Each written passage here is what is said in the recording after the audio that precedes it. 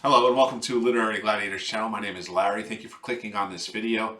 I hope you enjoy it. I'm going to be talking about a story by Flannery O'Connor called The Lame Shall Enter First. It is a story that was included in her posthumously published short story collection, Everything That Rises Must Converge. It was also published by her in her lifetime before that.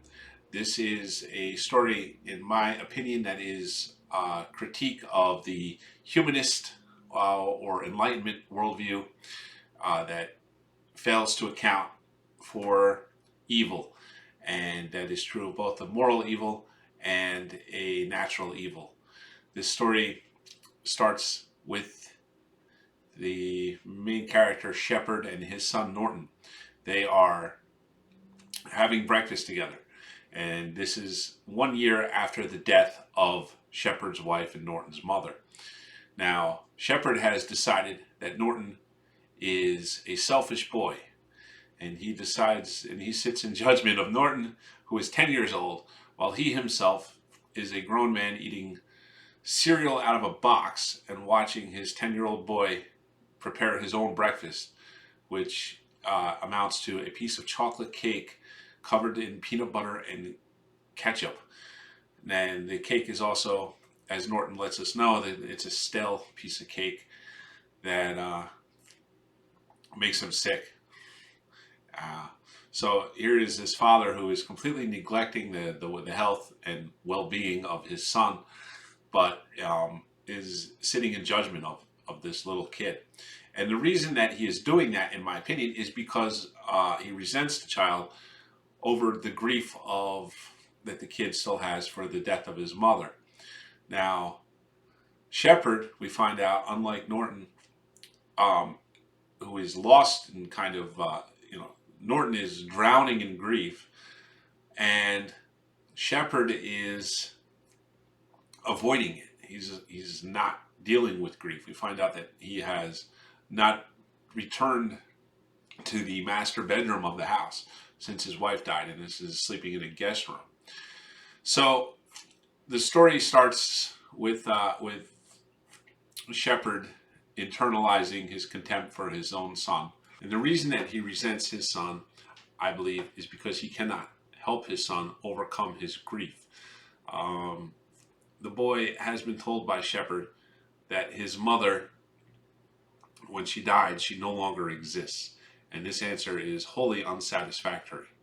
So what happens right in the beginning of the story is that Shepard is comparing his son to Rufus Johnson, who is a boy that he met as a volunteer, where Shepard is a volunteer at a local reformatory for young boys who run afoul of the law or are otherwise unable to be cared for by their families. And Rufus Johnson's a 14-year-old boy who has been in trouble with the law. Shepard's known him for a while through the reformatory and recently saw him going through the garbage looking for something to eat. And he is now asking his son, Norton, who he sees as selfish because of the fact that he can't get over this grief of the loss of his mother. He says, "How would you feel if you were Rufus Johnson, and if your mother was in prison? How would you feel about that?" And Norton begins to cry unconsolably because he thinks to himself, well, if my mother was in prison, at least I'd be able to go and visit her. And we find out that what Shepard has told his son is that his mother has ceased to exist because Shepard is an atheist and a humanist. So this is what I was talking about earlier with the idea of a natural evil would be, the death of a mother for a young boy. That's something that, the boy didn't do anything, for that to happen. Nobody did anything. It's not a result of any conscious action or any willful action by anybody that, this woman is dead. But it is still an evil, in a way that we would look at something tragic. So then we find out that when Shepard first met Rufus Johnson at the reformatory, they were having a meeting together, an introduction, and Shepard is looking at Rufus's case file, and he sees that he has a really high IQ, and he's really impressed with that. So he thinks that this kid is super intelligent and can have whatever he wants. But also he notices that Rufus has a club foot, and instantly, as soon as he sees that club foot, this is the how he handles the idea of moral evil, right? So we find that the natural evil, his account for it, and his the way that he deals with it is unsatisfactory, right? Because here we have this poor kid, his son, who has been mourning for over a year about the loss of his mother and is in grief and can't move past the fact that that the explanation for where what happened is unsatisfactory. Well, likewise, when Shepard sees Rufus Johnson's deformity, he has a club foot, he assumes that the reason that the kid is acting out and being and doing mischief and evil stuff is because of the fact that he has a club foot. He's somehow trying to compensate for this club foot, and that would be the humanist idea of account for moral evil, right? Where it is not, it doesn't exist, or to the Enlightenment worldview, to this humanist worldview. There is no evil. There is ignorance, and there is some kind of a response to some natural phenomenon, right? It's not a willful thing. It's not something that can be helped. And what we find is that Shepard's account for this does not encapsulate it, and it does not help him. So what Rufus says is that he is under the power of Satan. And Shepard says to himself, well, this is an intelligent boy. I should be able to educate that right out of him. So he says, we're going to have a meeting once a week, and I'll help you understand what the real reason why you do the things that you do. So that goes on for a while, we assume, and then at some point, Rufus Johnson leaves the reformatory to go back with his grandfather, and then we find out that his grandfather has now left home.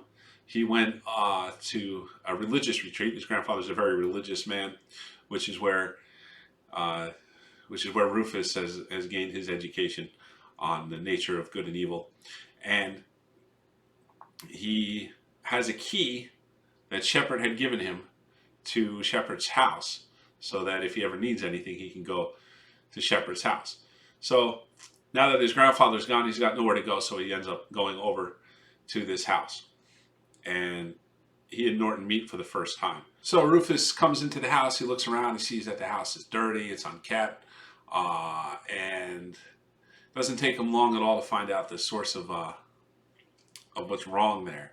Is that the mother has died, and he really delights in making Norton upset, by he puts on some of his mother's clothes and starts dancing around the house, and is very upsetting to Norton, who responds by hiding in the closet.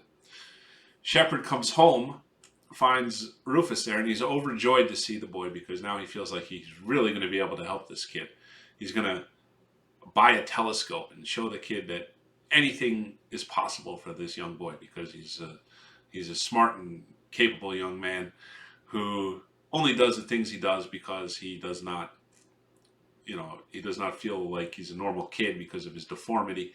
And he also decides that he's going to help the kid by getting him a shoe, a special shoe for his foot that'll help him to walk more normally, and that this will be the source of this kid's regeneration, so to speak. That he will become, somebody who wants to be an upstanding young man now because he's normal.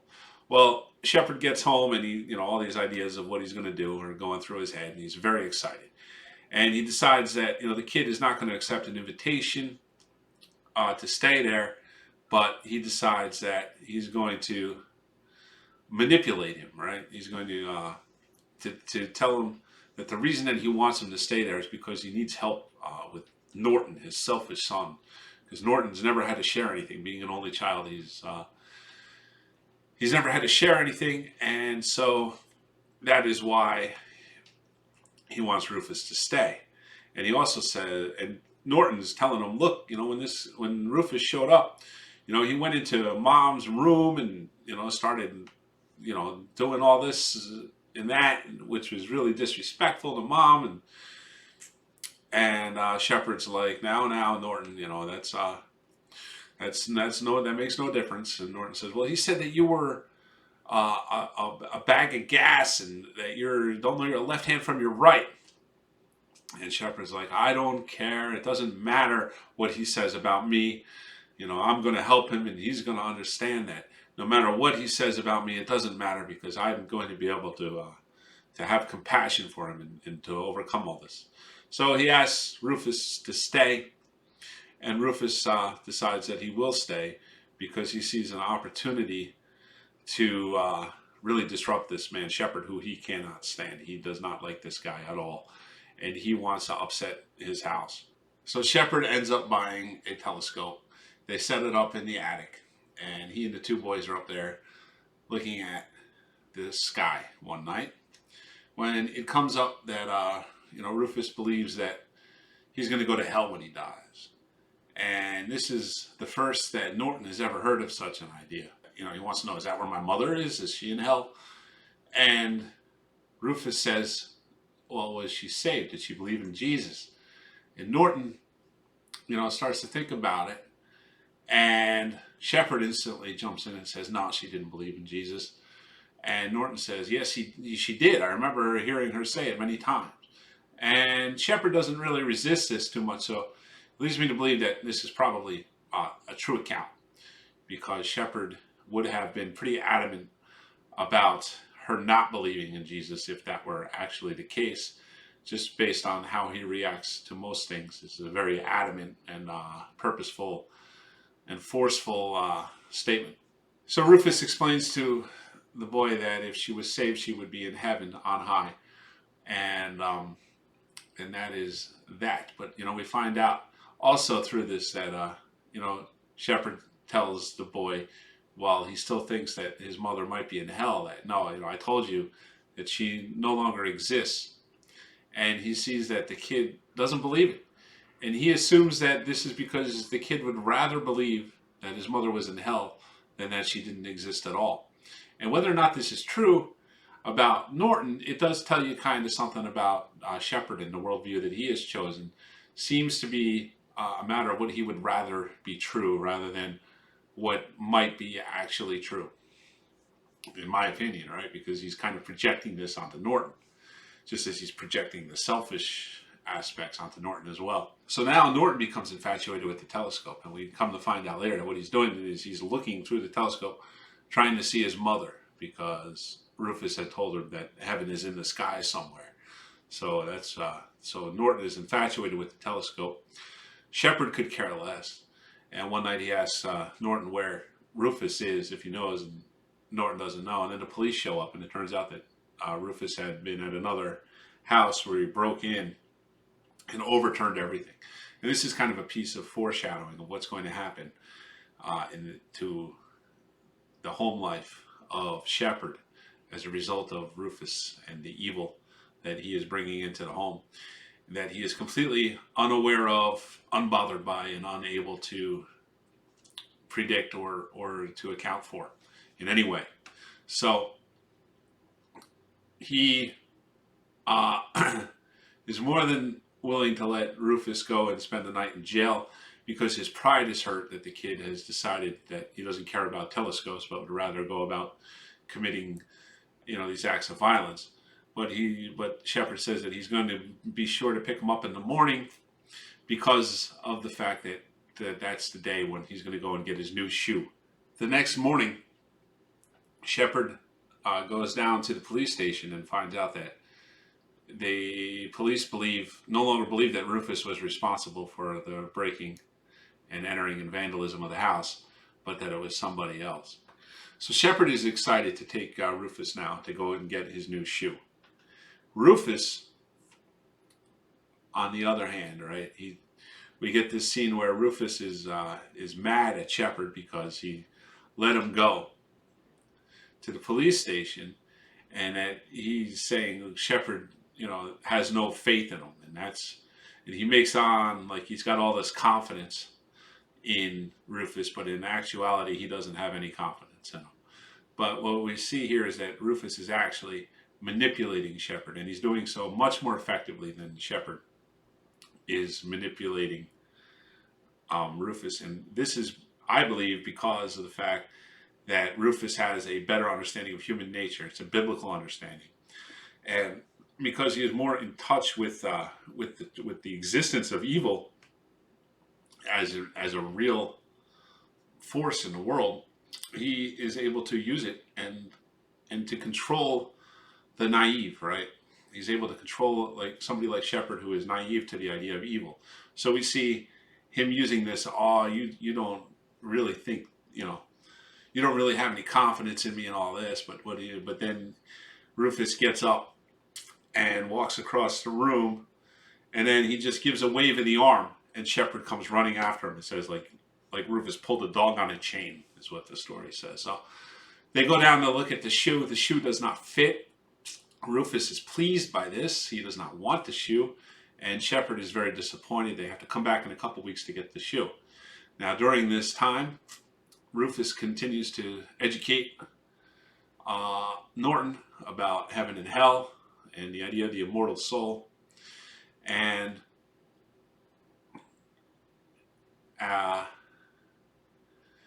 then one night, Shepard brings the two boys to the movies, drops them off, goes home, comes back later, picks them up. They pull into the driveway, and the police are there. And they say, okay, Rufus has done it again. He's broken into another house. And Shepard says, no, couldn't have been. They were at a movie. The two boys go in the house. They go up to bed. And Shepard, after he gets rid of the cops, he wants to be sure that the kid's alibi is good. But, he starts thinking in a very calculated fashion. I can't go to... I don't want to go to Rufus about it because he'll think I don't have any confidence in him. And if I go to Norton, then Rufus will know. So it's better that I go to Rufus. So he goes to Rufus, and he says, "You were in the movies the whole time, right?" And Rufus says, "You don't have any confidence in me. I knew it. You think that I did this and that." He says, "No, there's no way you could have done it because you were at the movies. You wouldn't have had enough time." He goes, "That's the only reason you think I didn't do it." And Shepard's like, no, that's not it. That's not it. I do have confidence in you. And we see Rufus is expertly manipulating him. He's like, you're just going to go and ask Norton after you talk to me. You don't believe me. He's like, no, I do believe you. So Shepard leaves that room, sees Norton, and Norton's kind of gesturing for Shepard to come to him because he wants to tell him that, Norton, or that Rufus left the movies. But Shepard does not want to disturb, the opinion that Rufus has of him, because just before he left, Rufus said that, showed some gratitude and said, boy, you don't want to steal or cause problems anymore when you have everything you want. So this appeals very much to Shepard's pride, and it is a successful manipulation. He does not want to disturb that opinion. Remember, this is the guy that says he doesn't care what Rufus thinks of him. Of course, he does very much. It's all he's really interested in is Rufus's opinion of him. So he does not go and talk to Norton. Norton is left to, to go to sleep without saying anything about what actually happened.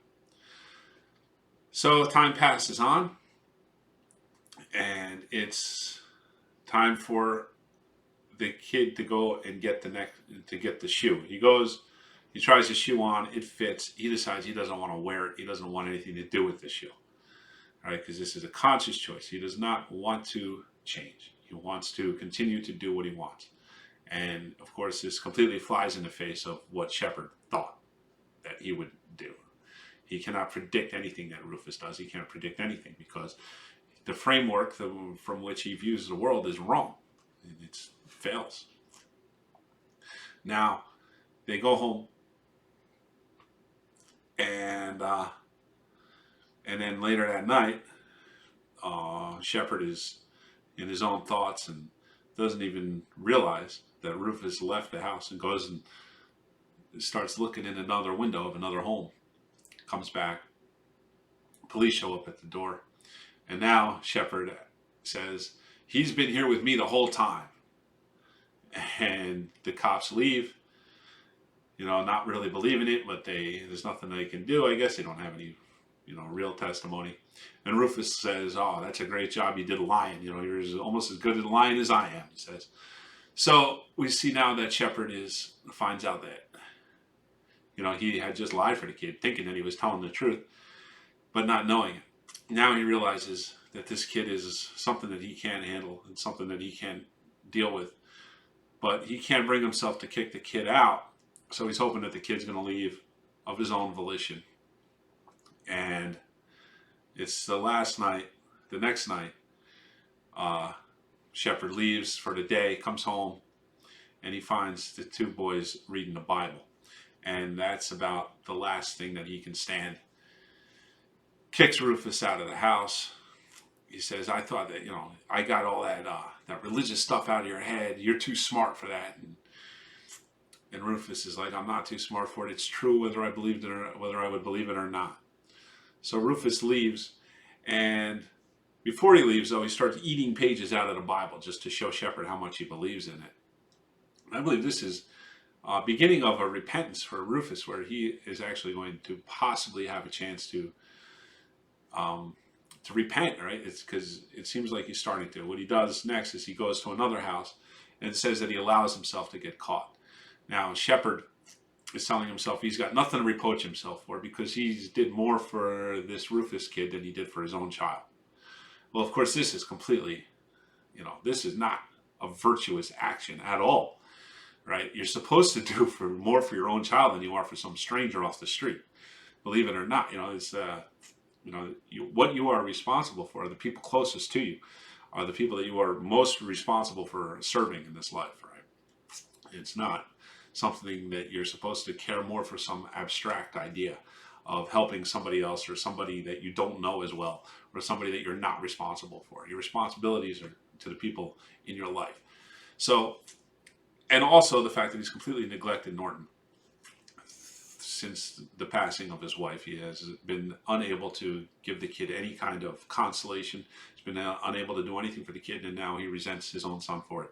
Brings in this little monster, Rufus, who is now starting to repent and turn away from his sins, right? By allowing himself to get caught. That shows, a desire to pay the price for his crime. He admits it. He admits that he's broken into all of these houses and everything, and basically calls Shepard an atheist and says that he is a dirty atheist who has been making immoral suggestions to him.